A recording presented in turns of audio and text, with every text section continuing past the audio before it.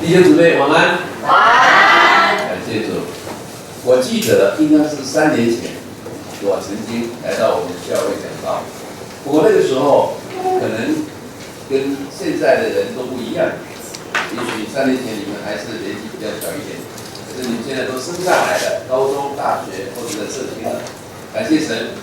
我今天晚上呢，在还没有讲道之前，我想问一下。有到过我们神学院的校园里面的请举手。哇，只有你们牧师。所以我想，如果我今天来讲神学院的，你们一定都不太清楚到底神学院是什么。我跟你们讲一个故事。我1981年受邀请到，1981年你们生了没有？你现在还没生哈。1981年我受邀请到香港去领培灵会。所以我搭飞机啊，坐在我旁边的有一对夫妇啊，他们是从香港到台湾来旅行，要回去了，所以那3个座位我坐在这边，他们夫妇坐2边，然后彼此寒暄啊，他们就问我，蔡先生你在哪里高就？我告诉他说我在神学院里面任教，1981年的任教，然后他就不讲话，后来呢，过了不久他就问我，他说蔡先生。我很好奇，因为大概是30年前左右，30多年前，我应该比现在更年轻了哦。其实我现在蛮年轻了，对不对？对。要给我鼓励一下嘛，对不对？30年前我应该比现在更年轻。他就问我，蔡先生，你可不可以告诉我？我很好奇，你到底受了什么刺激啊？为什么年纪轻轻就奔到神学院去修道去了啊？可见他一听到了神学院里面，大概就是认为是修道院了啊。我跟你讲说不，我没有受刺激啊，我很正常啊，没受刺激。我到神学院去是专门要来训练一些神的仆人、使女，将来可以到教会里面做牧师的工作。所以可能有很多人对于神学院呢，就有一个概念，好像跟修道院连接在一起了。神学院是一个教育的单位，在我们的教会的里面需要有很多的牧师、传道人。那个地方就是好像我们的学校一样，假如是军队，那就好像是一个军官学校一样，在那里训练一些人可以到部队里面去服侍。神学院的性质就是如此。可是我们的台湾的这个教育呢，有一段很长的时间里面，把神学教育是给在这个教育部的底子。所以，即使我们从学校里面毕业了，我们的学位也不被这个社会里面所承认。但是，一直到了2004年，我们的政府经过总统的公布以后，神学院呢可以在教育部体制下里面来办理学校。所以我们学校呢就申请了，在2010年开始以后，我们的学校就在教育部里面立案。可是，在教育部立案啊。很多人都以为，这次我到这个我们的龙潭去参加浸信会的联会的大会里面，有个牧师问我说：“你们教育立案以后，你们学校有没有设立教官啊？”很多人马上就有一个想法，你们有没有教什么特别的课程啊？完全都会有一个误解。那么有人问我说：“你们教育立案以后呢，是不是从此以后，不管他有没有信耶稣，都可以到你们学校里面去读书啊？”这样的想法，我要用很多的方式来跟他解释。所以我想，我今天呢，看到这么年轻人，我希望你们可以对我们的学校了解，而且也是给我们多多的鼓励跟带导啊。假如说有一天主呼召你要来读神学院的时候，你可以认清这个神学院是一个你可以信任的一个神学院。所以刚才我一来的时候呢，就跟童工说，在我讲到之前，我先播放一个影片，这样的话让你们可以对我的学校有所认识。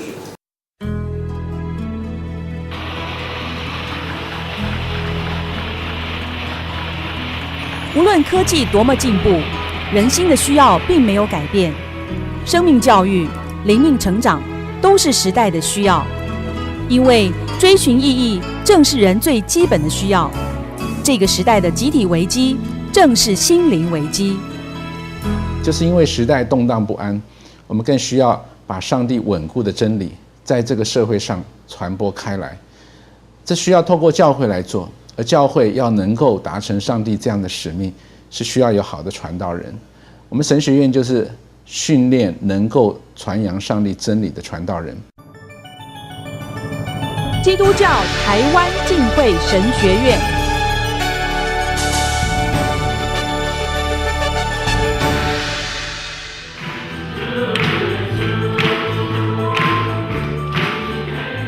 基督教台湾浸会神学院正是一所关心时代需要的学校，至今已创校60周年。本校为台湾第一所向教育部立案的神学院。立案之后，学院在各方面都有提升与改变。在没有谈到改变之前，我要强调的，敬神的不改变。敬神仍然是一个以训练蒙召的基督徒成为神时代基督工人的这样的使命，这样的宗旨。当然，敬神在立案之后，最明显的改变就是所有的一切都是要体制化，所有的行政工作或者是学校里面的运作，都是能够提升到一个体制的地步。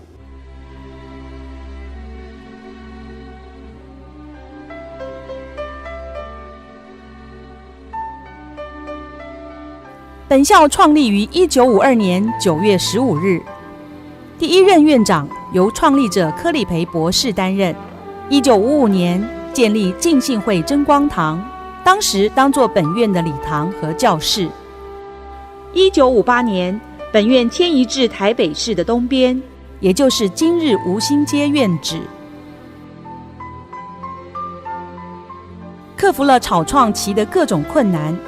1964年，柯里培院长退休，由杭克安博士接任院长。杭克安院长深爱华人，在其任内更新学制课程，并积极建立神学院与教会的美好关系。1981年，第一位华人院长张真光博士接任本院的第3任院长。在张院长任内，新建完成图书馆大楼、克安馆和万民馆。1997年7月起，由蔡瑞义博士接任第4届院长。蔡院长带领本院进入了一个崭新的蜕变时期。自1955年以来，毕结业生总数已有1074人，毕业后被分派到世界各地服侍上帝。立案之后，本院除继续训练教牧人员和宣教人才之外，更扩大范围到专业人才和培训各领域的精兵。最大的一个我们要突破的就是能双轨来办学。原先的台湾浸信会神学院，我们照样的存在，照样的运作。立案后，本院以基督教台湾浸会神学院的校名，在教育部立案的体制下办理神学教育，并同时以台湾浸信会神学院的校名，在内政部的体制下继续举办各样装备课程。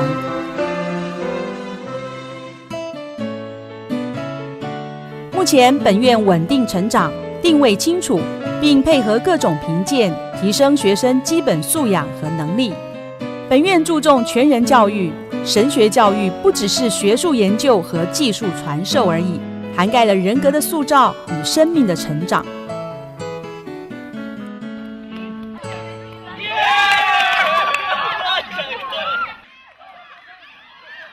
神学院的宗旨想透过3个方面来建造合用的为上帝所用的传道人。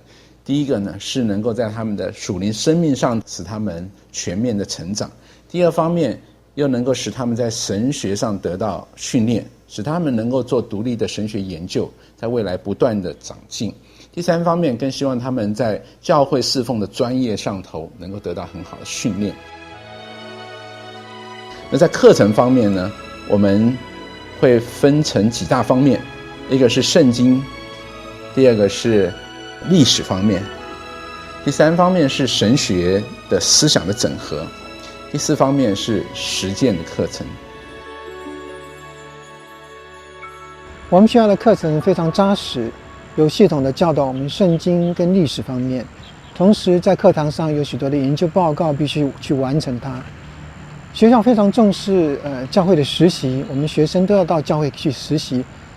同时在毕业之后呢，学校也设立推广中心，开办各样的特会，不断帮助我们成长跟进步。推广教育课程开始于1977年，经过几次转型，1998年起，本院在全省各地与教会合作，设立推广教育课程。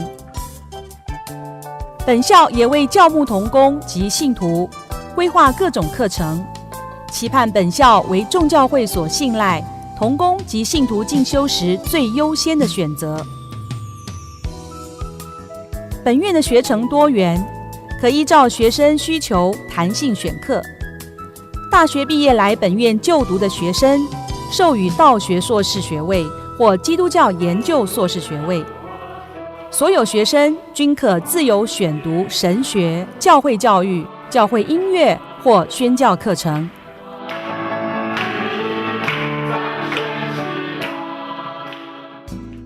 随着时代的改变，侍奉模式的多元化，侍奉工厂不单包括有地方性，也包括福音机构、宣教工厂、社会职场等。因此，本校注重各类型的宣教培训。David Bosch 他说，宣教是神学之母。自从我们开了这个宣教课程以来，已经差不多有20多队宣教士到海外做跨文化宣教，有好几队是到非洲，还有到印度、到尼泊尔，还有泰国、缅甸，还有菲律宾，还有阿根廷，到约旦，到突尼西亚、中东那么中国大陆就更多。一个华人向4个外国人传福音，这个福音就可以传遍普天下。所以我们已经来到了这个世界的末了，我们有一个责任，就是华人必须把这个福音呢，把它传到地极。我希望这个学校能够注意宣教，在台湾来鼓励我们的学生开拓新教会。第二个，我希望学校能够注意到国际化的发展，我们的学生也可以常常到海外去进行一些的学习跟交流。第三个部分是学术的能量可以提升，能够让学术上面的进展是未来我们的发展的一个很重要的一个项目。台湾浸会神学院师资优良，每位教师均有丰富知识与美好生命，热忱爱主且不断更新，是学生的好榜样。未来本院将开始招收大陆生、外籍生、海外侨生，师资质与量都在提升，相信会有丰富的研究结果。本校校区面积9250平，现已有20栋以上的建筑物。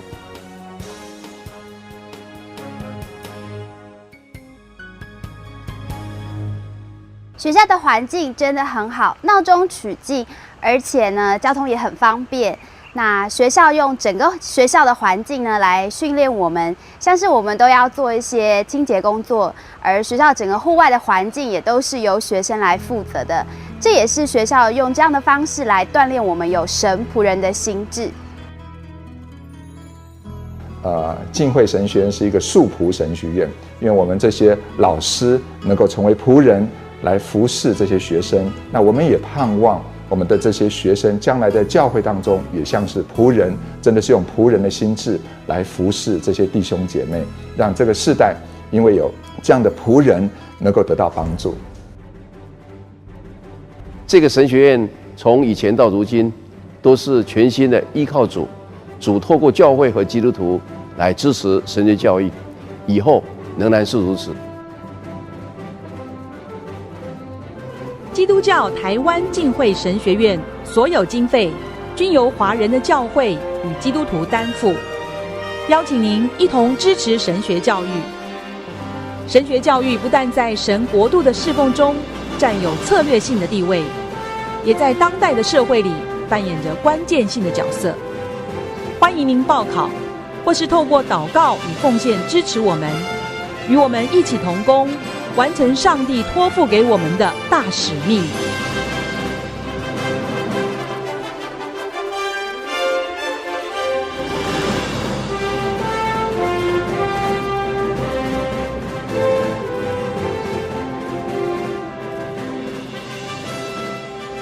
来读一段经文，在你们的节目单上已经印有了，是在列王记下第4章1到7节。列王记下4章1到7节，我读1节，你们一起同声的读1节。有一个先知门徒的妻哀求以利沙说：“你仆人我丈夫死了，他敬畏耶和华，是你所知道的。现在有债主来，要娶我2个儿子做奴仆。”以利沙问他说：“我可以为你做什么呢？你告诉我，你家里有什么？”他说：“非女家中除了1瓶油之外，没有什么。”以利沙说：“你去向你众邻舍借空器皿，不要少借。回到家里，关上门，你和你儿子在里面将油倒在所有的器皿里，倒满了的放在一边。”于是妇人离开以利沙去了，关上门，自己和儿子在里面。儿子把器皿拿来，他就倒油。器皿都满了，他对儿子说：“再给我拿器皿来。”儿子说：“再没有器皿了，油就止住了。”妇人去告诉神人，神人说：“你去卖油还债，所剩的，你和你儿子可以靠着度日。”9月6号，我去参加在台北有一个叫做文创会馆，由联合报所举办的，叫为青年人寻路的论坛。当我去参加那个论坛，我听到很多年轻人他们的想法，在我的内心上面就有一句圣经的话永在我的心中。耶稣说：“我就是道路、真理、生命，若不借着我，没有人到父那里去。”这个世界上的人感觉到好像无路可走，可是耶稣却说：“我是道路。”今天晚上我们在这里读到一段故事，是记载在旧约有一个叫做以利沙的先知的那个时代里面发生的故事。这个妇人遇到了人生当中很大的困难，几乎不知道该怎么走下去，因为她的先生过世了，留下2个孩子，可是留下债务，没办法还。按照那个时候的法律的规矩，债主有权利可以诉求把这2个孩子娶去当做他的奴仆。你知道，一个寡妇能支撑她活下去的孩子是她的希望，把这个希望给她拿去，她几乎无路可走。在那个时候来到了以利沙这位先知面前，告诉他的困难，然后以利沙为他解决。这个结局是非常的圆满。首先，我应当跟诸位来介绍一下，因为可能诸位对于旧约不一定是那么清晰。我简单的跟诸位介绍这个以利沙到底是谁。旧约里面，我们有2类的先知。诸位，你们在旧约圣经里面，如果是从圣经来看，会有以赛亚书啊，那些比较长的篇幅，我们称它为叫做大先知。那么有一些小一点的叫小先知。所谓大小先知啊，不是他的效力，传道的效力不是，是依据他的篇幅。这个先知是上帝那个时代里面的他的信息的代言人。上帝给他有感动，要传什么信息给当时的百姓，他不仅传，而且还把它记录了起来。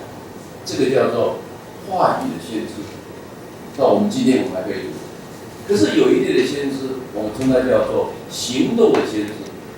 什么叫行动的先知？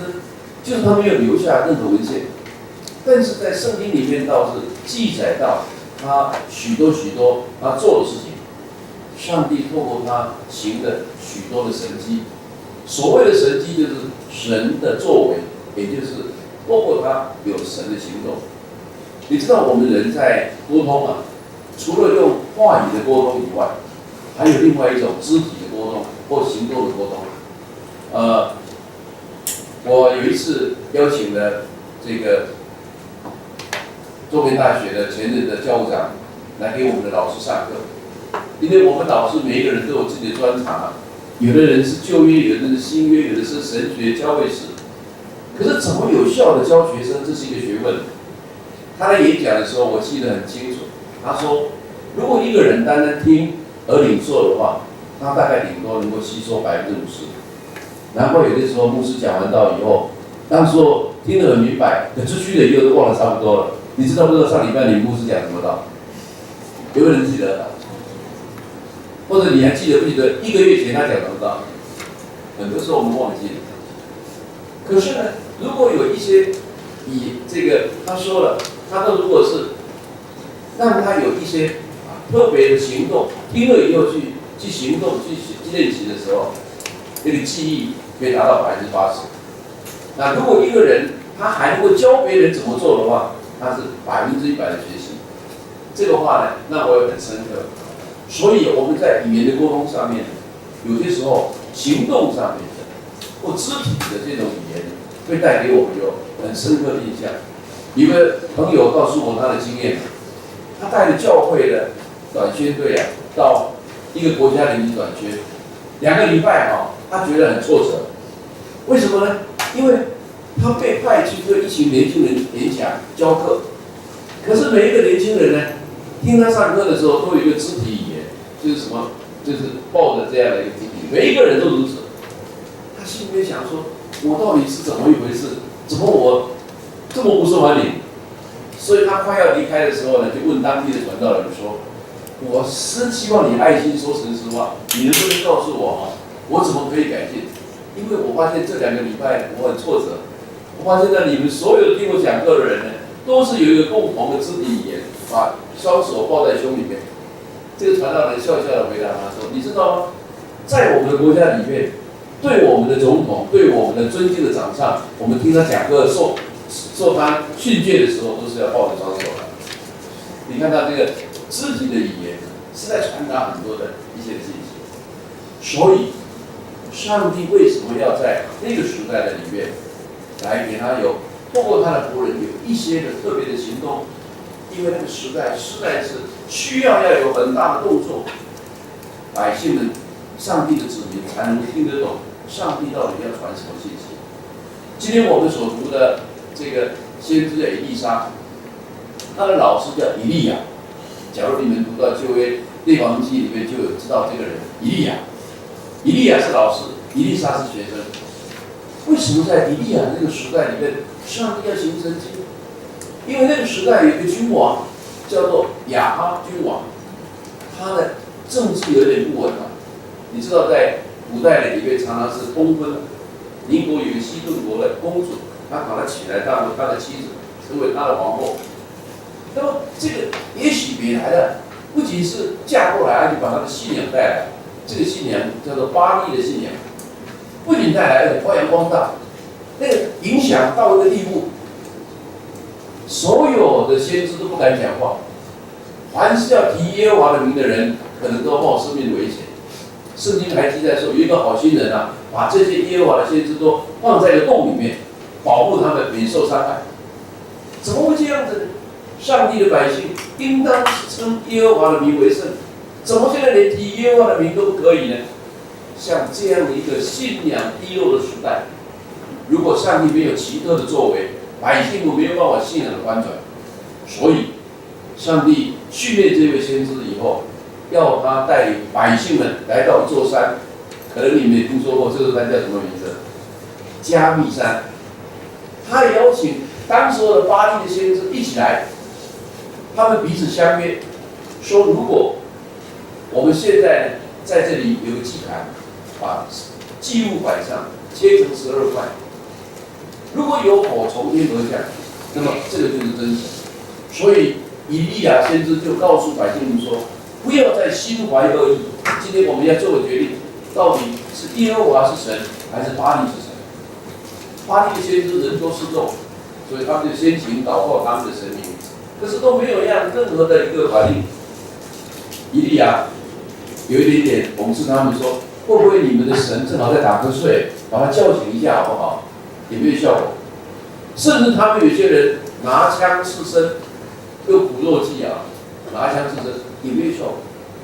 所以以利亚他说：“让我来祷告。”他这么祷告说：“上帝啊，求你从天降下我来，让这一群百姓可以真知道你是独一的真神，而且我是受你所差来的。果然是如此。我从天而降以后，百姓的方就知道哪一位真神，他们真正实要来敬拜的。如果没有经过大的行动，以利亚没有办法在那个黑暗低落的一个信仰时代里面做了一个翻转。那么，以利沙是他的学生。当以利亚完成他的任务要升天的时候，他问他的学生说：“你要我为你求什么？”以利沙说：“老师，我求感动你的灵可以加倍的感动我。”哇，这个学生有一点雄心，对不对啊？要老师的双倍的能力嘛。其实，当我更多明白的时候，不是他的雄心，是他的谦卑，因为他的老师是一个这么伟大的属灵的巨人。你要知道，要承接一个属灵的巨人的领导工作是非常不容易的。现在我们有很多企业团体里面的 CEO 要传给下一个的时候，都有很大的困难。所以以利沙说：“上帝啊，我是何等卑微，除非有双倍的祝福临到我的身上，不然我承接不了我的老师的责任。”感谢神，神赐福给谦卑的人。我计算的列王记，以利亚总共行了7件神迹，以利沙总共行了14件神迹，是他老师的1倍。当然，我不是说一量化，可是我在说的就是神的力赐福给谦卑的人。今天晚上我们读到的就是这个妇人，她来到了以利沙的面前，告诉他她的苦情。全世界的里面有3个民族，家人的关系互动非常紧密。一个是我们华人，你会看到每当过年的时候，中国大陆有11亿的人口，会在前后1个月时间里面呢，希望能够回到自己的家去，所以那个运输的方面是一个很大的危险。不过现在台湾已经过年已经不是那么重要，对不对？很多人过年都不在家过，都海外去旅行去了，对不对？慢慢淡下来。不过我们华人的家人的关系很紧密，难道真的就是回去想吃那一顿的内外吗？不是，那是个家的团结。还有一个民族呢，是这个德国人。德国人呢，他们很实际，他们立法规定，在傍晚的哪个时刻里面，所有的商店都会关门。关门了以后，所有人都得回家去，对不对？回家吃饭，不必说爸爸回来吃晚饭，每个人都回去，用这样的方式来把那个家人关系联系在一起。还有一个就是以色列的民族，以色列的民族呢，他们对于这一些弱势的人有特别的法律的规定，帮助他们。比如说，丧失了自己的丈夫、寡妇、孤儿寡妇，圣经常讲说，耶和华是孤儿寡妇的上帝。不仅如此，他也有实际的做法，要供应他们的需要。如果你们读圣经会读到《使徒行传》第6章那个是我们教会的执事的开始。那个第6章里面提到说希利尼话的犹太人对说希伯来话的犹太人来埋怨，说在他们的寡妇的供应上忽略了他们。我想那个不是故意的，教会大概是不知道，因为你知道那个希利尼话跟希伯来语言有困难，还有即使沟通也不晓得到底他家庭的情况是如何，所以在供应上有缺乏，那么产生这个误会。你可以从这里看到的是，以色列人对于弱势的这些孤儿寡妇，确实有一个美好的传统在那里造成。我相信这个妇人一定已经受过这个传统上面的帮助可以得到一点帮助。但是她困难实在太大，她无路可走，不知道到哪个地方去解决这个问题。其实她的问题应该去找一个财主才对，对不对？可是可能找了，但碰壁了。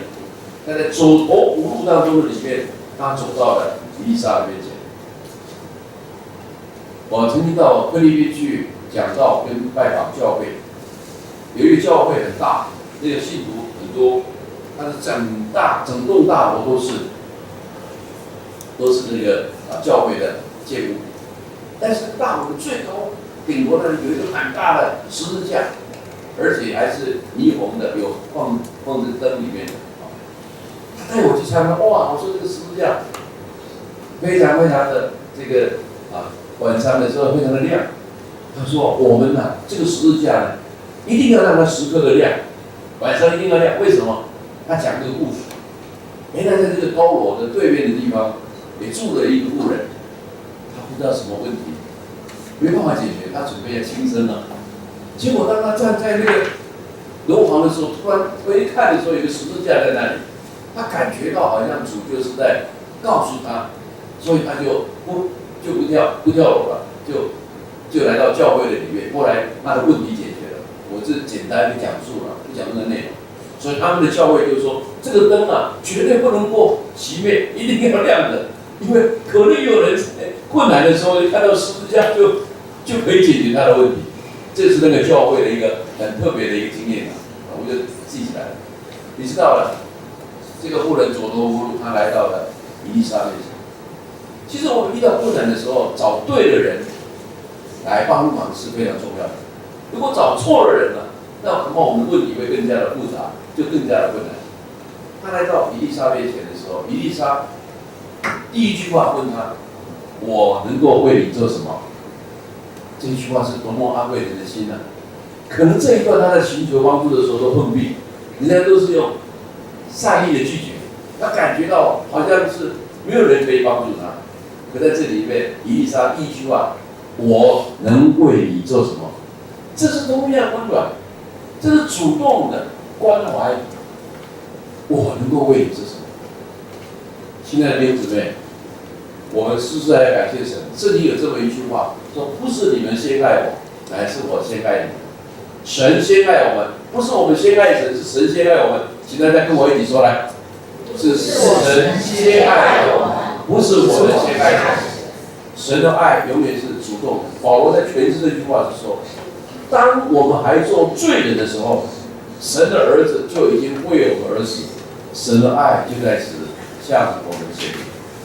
所以我们看到在这个地方，神的爱向我们显明是主动的关怀，主动的关怀。这里我提到的说，按照当时的律法，那个债权人有权利把这两个孩子带走，按照当时的法律规定。所以有好多时候按照法律呢，我们真的无路可走。可感谢神，神给我们开一条又新又活的道路。这条道路是恩典的路，是恩典，开恩典之门，走恩典之路。不但是站着律法来要求我们，乃是在主的恩典当中，主的爱的当中，这条道路就是主为我们所成就的。那么接下来，他就问这个妇人说：“你家里还有什么东西？”那个妇人回答说：“我家里只有剩下一瓶油。”我觉得这是一个态度的一个更换。有好多时候我们总是说我不够这个，我不足这个，我不足这个，常常就是感觉到有点埋怨，说我不像别人有那个，不像别人那个，从来没有去想过是我已有什么。上帝要特别的提醒他，包括在妇人说你有了什么？假如他说我还有这一瓶油，那个态度就不一样，对不对？我只是剩下这一瓶油，好像什么都没有了，只剩下这一点了。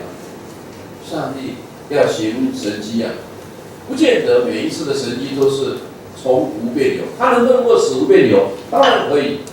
可上帝行神迹也可以使有变有，对不对？我们的上帝不是单一的上帝，他可以多元的，他的能力，他的权能能够多元的显出，他也可以使有变有。还记得吗？有一个小朋友拿5饼2鱼到耶稣的手中，能够让这个5饼2鱼变成让5000个人可以吃饼的话，上帝当然可以使无变有，他说有就有，命令就有，但是他也可以让有变成有。他问这个妇人说：“你家里还有什么？”他说：“我家里只剩下一瓶油。”这瓶油到底是什么油呢？可能他煮菜要用的我们马上想到，对不对？煮菜要有油嘛也有可能这瓶油啊是有继任性的，因为他的先生既然是个先知的仆人啊，做先知的工作，你知道以色列人做祭司、做先知，要服侍人的时候，为人祷告的时候，他要先抹油为他祷告，有吗？新约雅各书有没有这句话？说你们当中如果有生病的人，要请教会的长老来为他什么抹油祷告。所以有可能这瓶油是他的先生啊做先知的侍奉所留下来的这瓶油。那如果这样的油，大概不会很大瓶吧？大概是小小的一瓶。有一个传道人到耶路撒冷去旅行，回来以后送我一个礼物，他来看我，他说：“院长，我送你一瓶油，这瓶油我一看是小小的，一个小小的一瓶玻璃装的，外面有耶路撒冷的木材装订，这个是耶路撒冷带来的。”我很感激他，那我也送给我。不过我知道蜂蜜是一样的，对不对啊？耶路撒冷带来跟台湾买的一样的油啊，都是一样的。那么这一瓶油如果是这样的油的话，那么小小一瓶。以利沙告诉他说：“好，你去借很多的器皿，借来了以后，再把这个油怎么样倒到器皿里面去。”弟兄姊妹，当你听见他这样的一个引导方式的时候，你一定要质疑有没有搞错啊？我仅有这一瓶油，叫我把它倒在器皿里。我们是不是有这句话说“覆水怎么样难收回”，对不对？我把这个油倒进到器皿，怎么可能再收回来？按人的想法，我今天的问题是应当要更多的加增我的财产、我的钱财，我才能解决问题嘛。我的问题是要更多的拥有，我才能解决我的问题。这是人的想法。可是神的做法、神的想法、神的意念是跟人的意念不一样。圣经有这样说：神的道路高过人的道路，神的意念高过人的意念。我们很多时候我们很聪明啊，我们总觉得说这个问题要解决，我一定是要照这样的方式，一步、二步、三步这样进行，然后做好计划以后，就跟上帝说：“上帝啊，求你赐福给我的计划。”我常常发现到我们是变化啊，计划赶不上变化，对不对啊？常常我们很多的计划没办法去做啊，我们常常的失败就失败在这个地方，因为常照我们的个人的聪明去解决我们的问题。这一位先知告诉他说：“把你仅有的油倒在器皿里，跟人的想法不一样。可事实上，神的做法、神的道路、神的意念是跟人的意念是完完全全不一样。人常常是以拥有为富有，上帝却是以施能给予是富有。常常我们人以为得到了所有一切，可是圣经说，你得到全世界，可世上你的生命有什么益处呢？得到生命就是丧失生命，丧失生命就得到生命，这个很玄，其实不然。耶稣钉在十字架上面，舍了他的生命，可是却叫我们这一群人可以因他而能得到生命。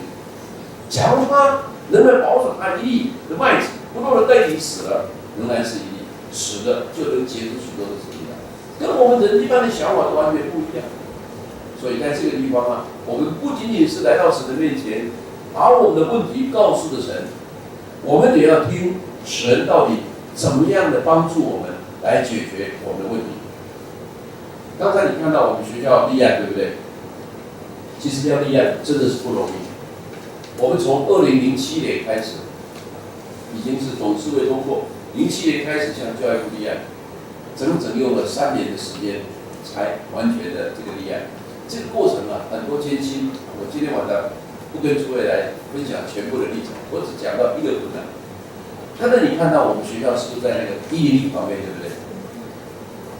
有没有去过101？去的请举手。哇，大部分都去，可是都没到我们学校来啊。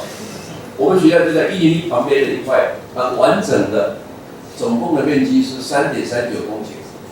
在50多年前，这是一座山，我们把它开垦成了一个学校。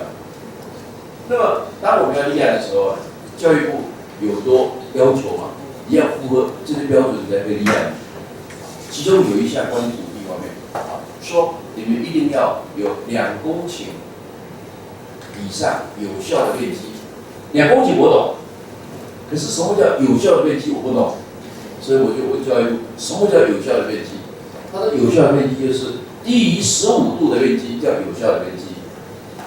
我想说，我一定要看看我们这个学校到底这个面积符合不符合，所以我就去请一个测量公司，跟他订的契约，开始派人来给我们量，2个礼拜又给我报告，说院长，你们学校总共有3.39公顷，但是我把它计算了一下，3.39公顷总加起来没有办法满足有效面积的2公顷，糟糕了，没有面积，没有足够的这个土地，你不能立案，我不能生出土地来，对不对？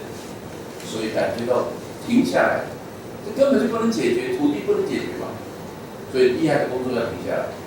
好了，到了我们要招生的时候，我们一定要问学生啊，问清楚，你以前做什么工作？有学生就跟我说，报告院长，我以前所服侍的公司啊，专门替人家立案。好不好？要不要录取这个学生？要不要？一定要录取的，对不对？哦，这个一定要录取啊。那报告院长，我就不做了，但是我可以介绍我的一个同事。那这个同事就介绍来了，来了以后，他就告诉我，院长，你给我你们土地的地籍号码，什么都不要求，只要这个号码。他拿了这个号码以后呢，就到台北市政府去申请，把我们学校的地籍图找了出来。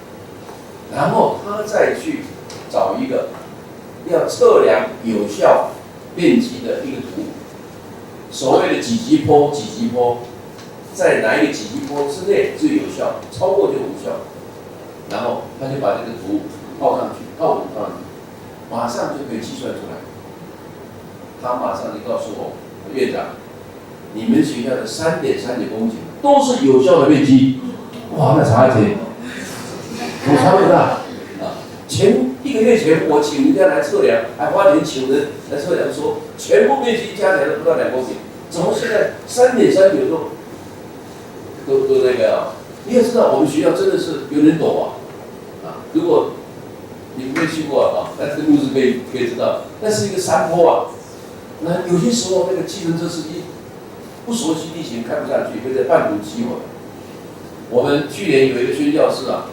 从澳洲来的，他年纪比较大，所以膝盖有点退化，因此每一天啊上课都要爬那个坡，实在是辛苦了。所以同学们就有一点点啊要帮助他，回去跟教会报告，教会弟兄姊妹有爱心了，就奉献一些钱啊，让他可以买一个所谓的中古的摩托车。那个姊妹呢，宣教士她不会骑摩托车，所以就在我们学校那个门口那里啊练习来练习去。奇怪，练习1个月，怎么都没有骑上去。所以我好奇问他，我说你开得很好啊，怎么没看见你骑上去？我报告院长，我敢骑上去，但不敢骑下来。你知道吗？那个坡很陡，真的不敢骑下来。我敢骑上去，但不敢骑下来。你看那坡那么陡，怎么会？怎么2个人经营会有这个不同那个结果呢？后来他告诉我，他说啊，政府在测量所谓有效面积。不是就你这个基地这样子测量，它的中心点是好远好远的地方，它是对整片的这个地方里面做一个基地上面的一个角度上面的一个测量，所以那个中心点是好远。那么这个好远，这个图政府已经做好了，所以套上去，你学校里面的有效面积就是这样。我自作聪明啊，我心里面想说，赶快请人来测量，给我们好办事。人就是这样的。可是神的方法常常就是跟我不一样的方法。我花了钱还让自己忧愁，可是神一下子就帮助我们解决这个问题。我只说是其中一项，所以我在说了，我们的问题带到主的面前来，也得要让主来帮助我们，怎么样子可以解决我们的问题。我们的上帝是创造的上帝，他愿意我们有更新创新，他要我们不断的心力更新和变化。在这个时代里面，我们真的需要创意。任何的行业里面，如果没有创意，没有办法很快就没办法在这个突破，能够继续的生存下去。我们需要常在上帝的面前聆听他的引导，他给我们的感动，好让我们知道该怎么样去解决我们的问题，不是照我们的聪明，乃是全心的靠主来替我们解决。你看到上帝在解决我们的问题啊，它是全面性的解决，它不是单一项的解决。你知道他就像邻舍的借这些器皿，当你向人借器皿，要不要说，我为什么向你借器皿？对不对？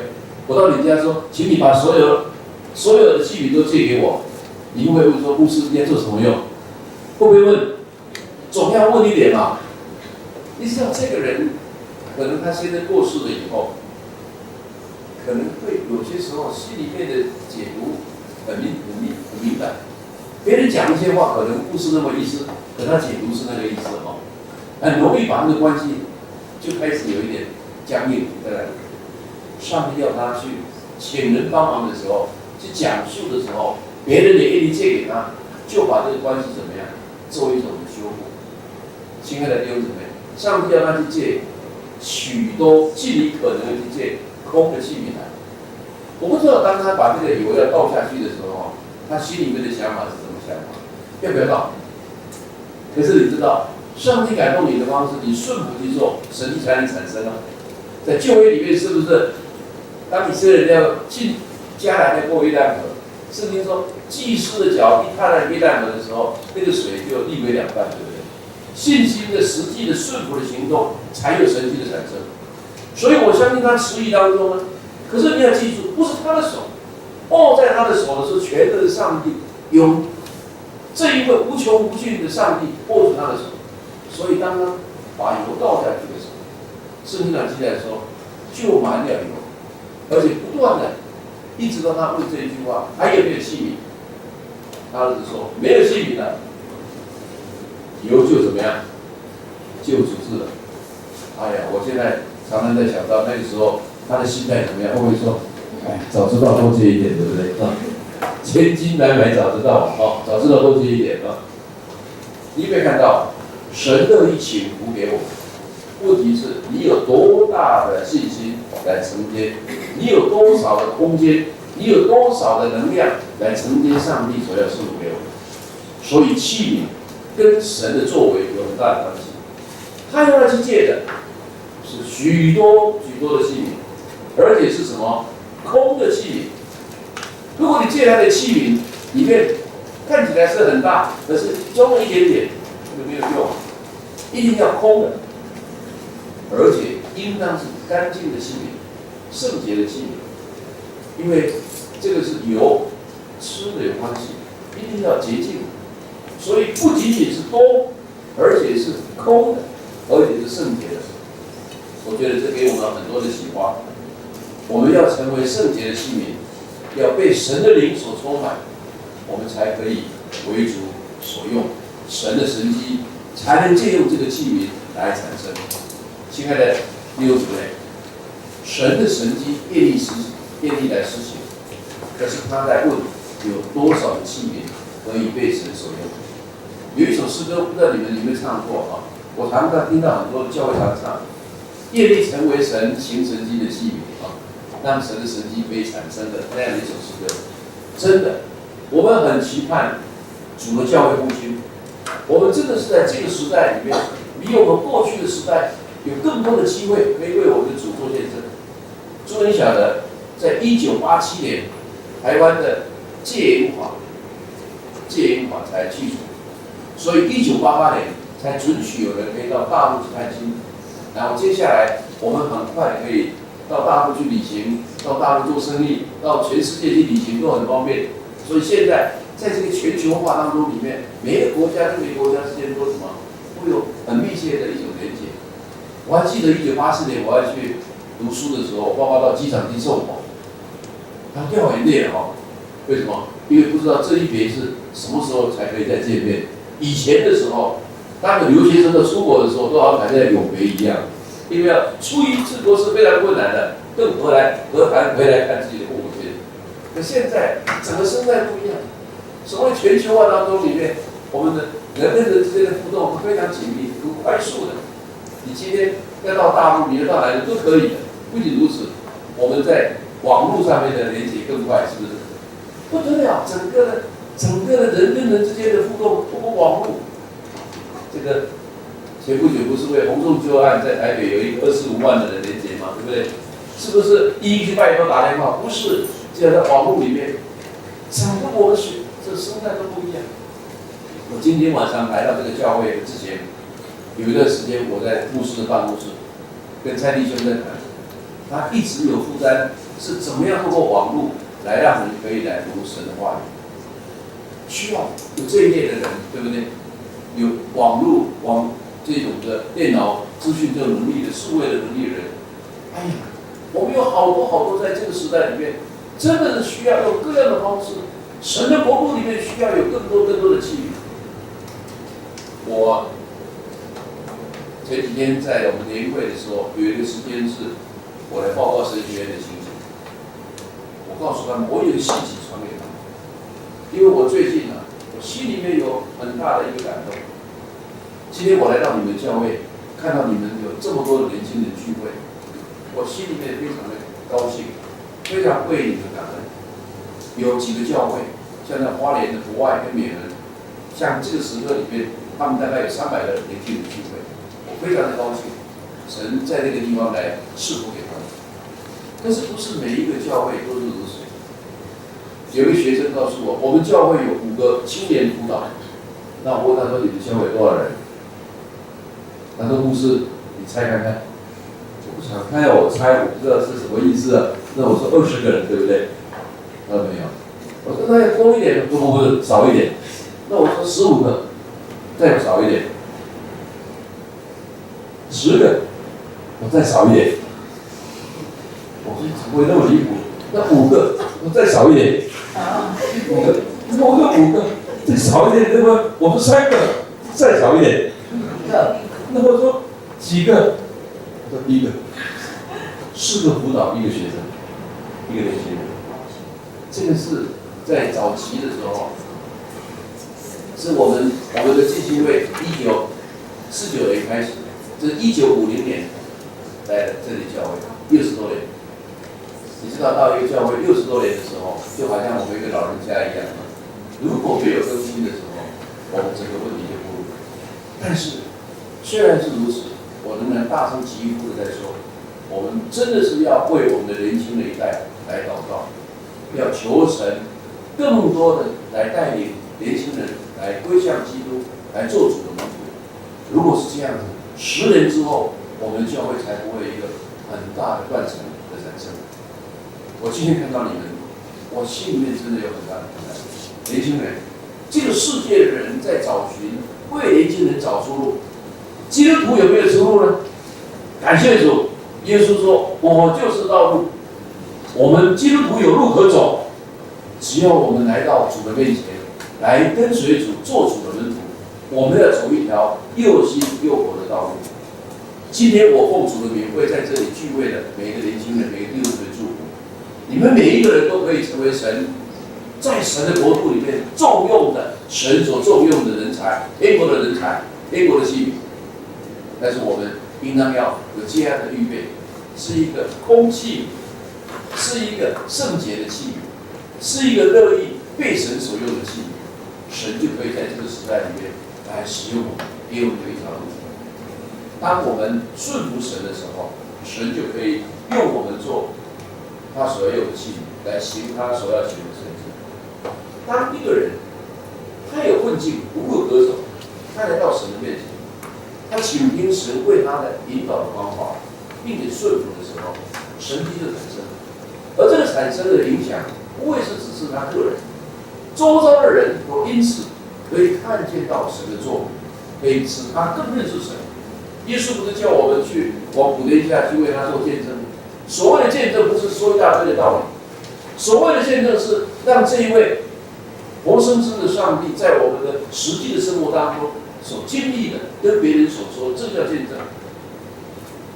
当这个问题发生的时候，我在整个文章的里面，这个故事里面有一个很不解，为什么上帝要这个孩子跟着他的母亲一起在房子里面来经历这个神迹？普通的时候，我们做父母的人，大部分都不太愿意把自己实际经济的困难告诉孩子们，那么弱小的心灵，不要让他们承压开手。可是这件事情产生，我觉得有它特别的用意。我有一个学生来考试，我问他：“你几岁信耶稣？”他告诉我：“国小4年级信耶稣。”哇，国小4年级可以信耶稣吗？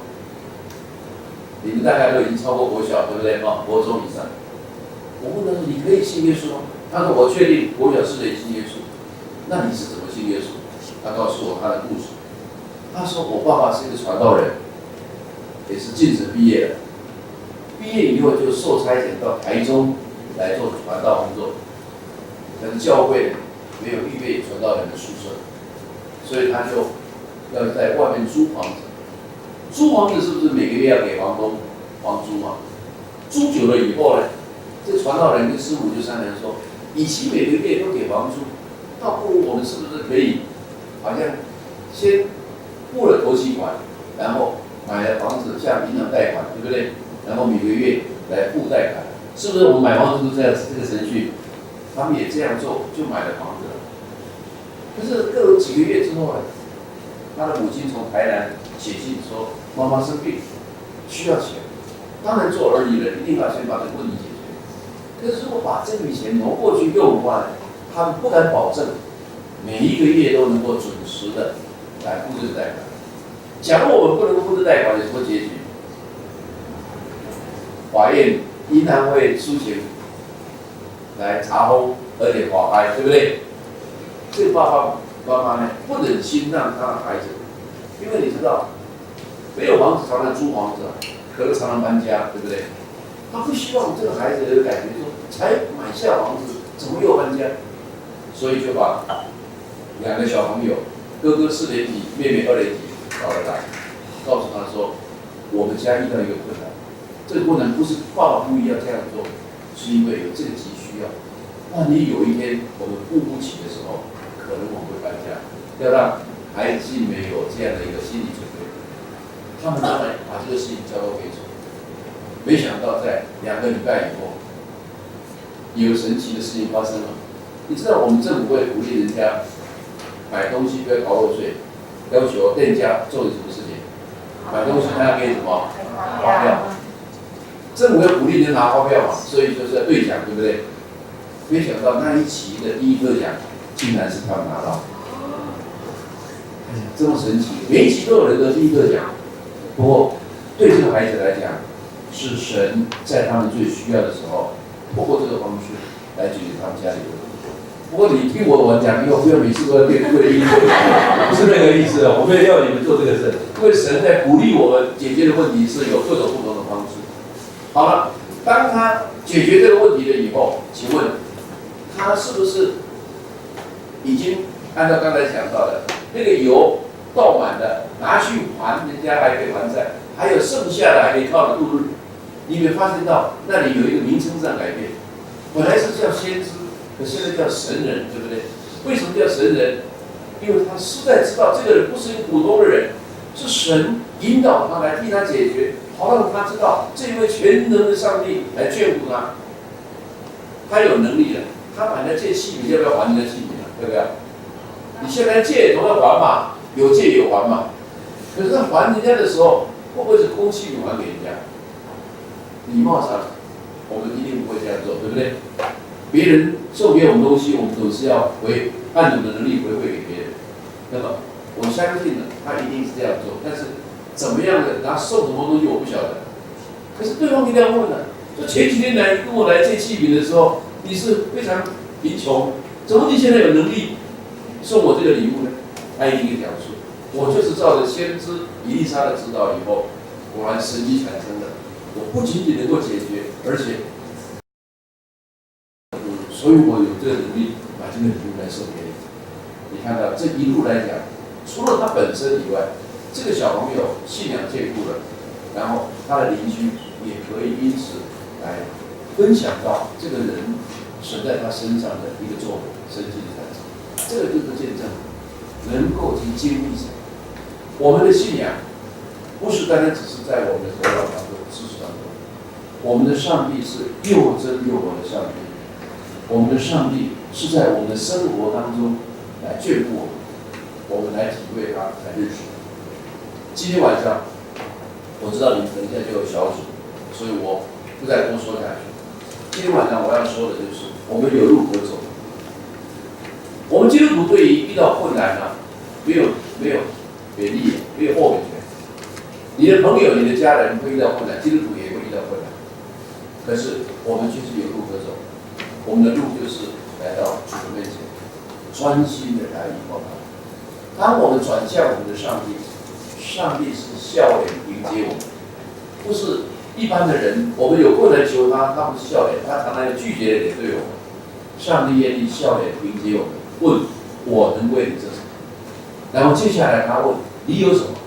上帝要从那有的开始来解决我们的问题，不照我们的方法，不是靠我们的聪明智慧，乃是因上帝引导我们的方法，而且照着他给我们的引导去顺服去行，你就能够经历神的神迹产生。专心靠主，这个后现代的时代里面，人听不进这个话，可是我们基督徒可以听得进去。在这个不信的时代的里面，基督徒要高举的是信靠我们的主，专心靠主，是我们基督徒的见证。那么今天我还提到一个很重要的事：器皿有多少，神的赐福有多少。神愿意请他所有的给我们，就要看你有多少器皿，多少力量去施受。我真巴不得我们能够扩充我们的器皿，扩充我们的胸襟。说上帝啊，求你更多的来充满我，更多的来使用神的神迹要产生，神的国度需要有更多的服侍他的器皿。可是神在问你，愿意成为我行神迹的器皿？我们都很希望神的神迹、神的作为产生，可是神在问，有谁可以成为神行迹的器皿？我真巴不得在座的每一位，不管我们是大器皿、小器皿，我们都不拒绝神的邀请。神啊，我愿意成为你行神迹的器皿，好让你的大能可以显出，好让更多的人可以得到帮助，好让更多人可以看见到神的光。我们一起低头祷告。神啊，今天晚上我跟大多数的年轻人在这个地方来讲到，我内心上面真为他们感恩，为他们祝福。我要祈求你的灵现在进入他们的心中，让他们真正的心里面有这种感动。我们的上帝何等的爱我，他都不吝啬，把他的独生儿子已经赏赐给我们，岂不将万物赏赐给我们吗？今天晚上，无论哪一个弟兄姊妹心里面的困难是什么，你都知道。我求你现在感动他们，无论是他们的课业，无论是他们的家人的关系，或甚至你的经济上面困难，神啊，我们都愿意来转向。就像今天我们所读的圣经一样，你用笑脸迎接我们，你说我们能为你做什么？神啊，我祈求你，让我们能转向你。主，我们看见到这个妇人接受你的引导，顺服你的引导，就产生了神迹。让我们看到许多神的作为，需要有更多的功的器皿。神啊，我祈求你拣选这里的年轻人，每一个年轻人没有失落，每一个年轻人都是被上帝所拣选，成为这个时代神重用的器皿，让他们可以在天国的工作里产生的作用。神啊，我祈求你，正让这个恩典临到他们每一个人身上。主啊，我祈求你的作为在他们当中显出，好让神的荣耀可以在这个时代更多的彰显出来。神啊，你听你仆人奉你的名所献上的祷告。主啊，你今天晚上得到他们每一个人。主啊，你的感动继续在他们的身上，听你仆人所献上的祈求。我祈求你赐福给活水基金会，因为你就是生命的活水。不仅我们弟兄姊妹领受，主啊，透过这个教会，让更多的弟兄姊妹，更多的在外头的朋友，他们都可以跟我们一样领受基督生命的活水。求你复兴你的作为，使用这个教会成为你自己手中的器皿。感谢主，听你仆人的祷告，奉耶稣基督的圣名。